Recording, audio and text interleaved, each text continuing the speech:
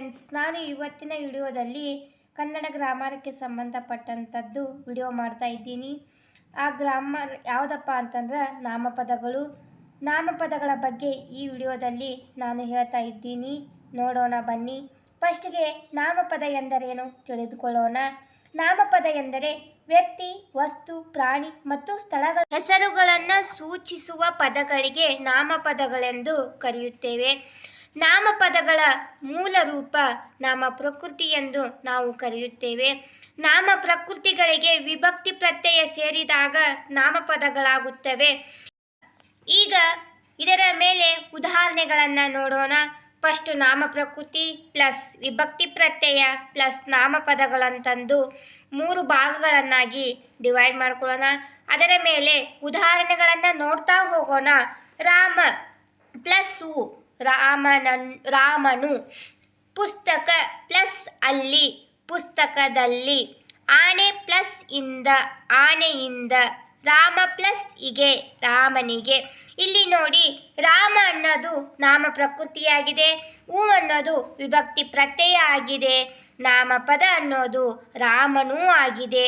ಹಾಗೆ ಪುಸ್ತಕ ಅನ್ನೋದು ನಾಮ ಪ್ರಕೃತಿಯಾಗಿದೆ, ಅಲ್ಲಿ ಅನ್ನೋದು ವಿಭಕ್ತಿ ಪ್ರತ್ಯಯವಾಗಿದೆ, ಪುಸ್ತಕದಲ್ಲಿ ಅನ್ನೋದು ನಾಮಪದವಾಗಿದೆ. ಆನೆ ಎನ್ನುವುದು ನಾಮ ಪ್ರಕೃತಿಯಾಗಿದೆ, ವಿಭಕ್ತಿ ಪ್ರತ್ಯಯ ಇಂದ ಆಗಿದೆ, ಆನೆಯಿಂದ ಅದು ನಾಮಪದವಾಗಿದೆ. ರಾಮ ಅನ್ನೋದು ನಾಮ ಪ್ರಕೃತಿಯಾಗಿದೆ, ವಿಭಕ್ತಿ ಪ್ರತ್ಯಯ ಹೀಗೆ ಆಗಿದೆ, ನಾಮಪದ ರಾಮನಿಗೆ ಅಂತಾಗಿದೆ. ಈಗ ಉದಾಹರಣೆಗಳನ್ನು ನೋಡಿದ್ದೇವೆ. ಈಗ ನಾಮ ಪ್ರಕೃತಿಗಳಲ್ಲಿ ವಿಧಗಳಿವೆ. ಆ ವಿಧಗಳು 9 ಇವೆ.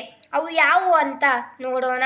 ಫಸ್ಟ್ಗೆ 1ನೇದ್ದು ವಸ್ತುವಾಚಕಗಳು, 2ನೇದ್ದು ಗುಣವಾಚಕಗಳು, 3ನೇದ್ದು ಸಂಖ್ಯಾವಾಚಕಗಳು, 4ನೇದ್ದು ಸಂಖ್ಯೆಯೇ ವಾಚಕಗಳು, 5ನೇದ್ದು ವಸ್ತುವಾಚಕಗಳು, 6ನೇದ್ದು ಪರಿಮಾಣವಾಚಕ, 7 ಪ್ರಕಾರವಾಚಕ, 8 ದಿಗ್ವಾಚಕಗಳು, 9ನೇದ್ದು ಸರ್ವನಾಮಗಳಂತ. ನಾಮ ಪ್ರಕೃತಿಯಲ್ಲಿ 9 ವಿಧಗಳಿವೆ. ಆ 9 ವಿಧಗಳಲ್ಲಿ ಫಸ್ಟಿಗೆ ಬರ್ತಕ್ಕಂಥದ್ದು ವಸ್ತುವಾಚಕ. ಈಗ ವಸ್ತುವಾಚಕ ಎಂದರೇನು, ವಸ್ತುವಾಚಕದಲ್ಲಿ ಎಷ್ಟು ವಿಧಗಳು, ವಸ್ತುವಾಚಕಕ್ಕೆ ಉದಾಹರಣೆಗಳು ಯಾವ ಬರ್ತಾವು ಅಂತ ನೋಡೋಣ. ಫಸ್ಟಿಗೆ ವಸ್ತುವಾಚಕಗಳು.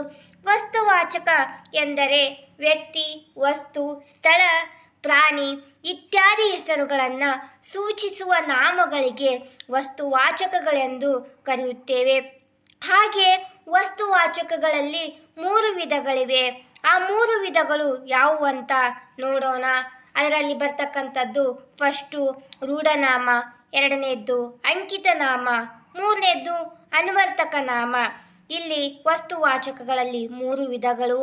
ಹಾಗೆ ಇಲ್ಲಿ ಬರ್ತಕ್ಕಂಥದ್ದು ಫಸ್ಟ್ ಯಾವುದಪ್ಪ ಅಂತಂದ್ರೆ ರೂಢನಾಮ. ರೂಢನಾಮ ಎಂದರೇನು ಅಂದರೆ ರೂಢಿಯಿಂದ ಬಂದ ಸಾಮಾನ್ಯ ವಾಚಕಗಳನ್ನು ರೂಢನಾಮ ಎಂದು ಕರೆಯುತ್ತೇವೆ. ಈಗ ಇದರ ಮೇಲೆ ಉದಾಹರಣೆಗಳನ್ನು ನೋಡೋಣ. ಉದಾಹರಣೆಗಳು ಯಾವ ಬರ್ತಾವಪ್ಪ ಅಂತಂದ್ರೆ ರೂಢಿಯಿಂದ ಬಂದಿರತಕ್ಕಂಥದ್ದಪ್ಪ ಅಂತಂದ್ರೆ ಹಿಂದಿನ ಕಾಲದಲ್ಲಿ ಅದೇ ಶಬ್ದವನ್ನು ಕರೆಯೋದು, ಈಗೂ ಸಹಿತ ಅದೇ ಇರ್ತಕ್ಕಂಥದ್ದನ್ನು ರೂಢನಾಮ ಅಂತ ಕರಿತೀವಿ. ಅವು ಯಾವಪ್ಪ ಅಂತಂದ್ರೆ ಅರಸ, ನಾಯಿ, ನದಿ, ಪರ್ವತ, ಬೆಟ್ಟ, ಗುಡ್ಡ, ದೇಶ. ಇವಕ್ಕೆ ಇನ್ನೂ ಸಹಿತ ಹೆಸರುಗಳನ್ನು ಚೇಂಜ್ ಮಾಡಿಲ್ಲ. ಹಿಂದಿನ ಕಾಲದಿಂದಲೂ ಇವೇ ಹೆಸರುಗಳನ್ನು ಕರಿತಾ ಇದ್ದೀವಿ. ಇವು ರೂಢನಾಮಕ್ಕೆ ಉದಾಹರಣೆಗಳಾಗಿವೆ ಎಂದು ನಾವು ಹೇಳಬಹುದು. 2ನೇದ್ದು ಅಂಕಿತನಾಮ. ಅಂಕಿತನಾಮ ಎಂದರೆ ಇಟ್ಟಂಥ ಹೆಸರುಗಳಿಗೆ ಅಂಕಿತನಾಮ ಅಂತ ಕರಿತೀವಿ. ನೋಡೋಣ ಬನ್ನಿ. ಒಬ್ಬ ವ್ಯಕ್ತಿ ಅಥವಾ ಒಂದು ಪ್ರದೇಶವನ್ನು ಗುರುತಿಸುವುದಕ್ಕೆ ವ್ಯವಹಾರದ ಉಪಯೋಗಕ್ಕೆ ಇಟ್ಟಂತಹ ಹೆಸರುಗಳಿಗೆ ಅಂಕಿತನಾಮ ಎಂದು ಕರೆಯುತ್ತೇವೆ. ಈಗ ಉದಾಹರಣೆಗಳನ್ನು ನೋಡೋಣ. ಹಿಮಾಲಯ, ಕಾವೇರಿ, ಸಹ್ಯಾದ್ರಿ, ಗೋವಿಂದ, ಸೀತೆ, ರಾಮ, ಲಕ್ಷ್ಮಣ, ಮಾರುತಿ ಮುಂತಾದವುಗಳು ಹೀಗೆ ಅಂಕಿತನಾಮಕ್ಕೆ ಉದಾಹರಣೆಗಳಾಗಿವೆ.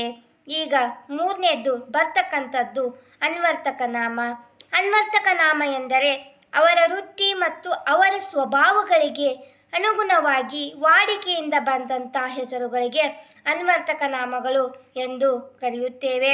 ಈಗ ಅನ್ವರ್ತಕ ನಾಮಕ್ಕೆ ಉದಾಹರಣೆಗಳನ್ನು ನೋಡೋಣ.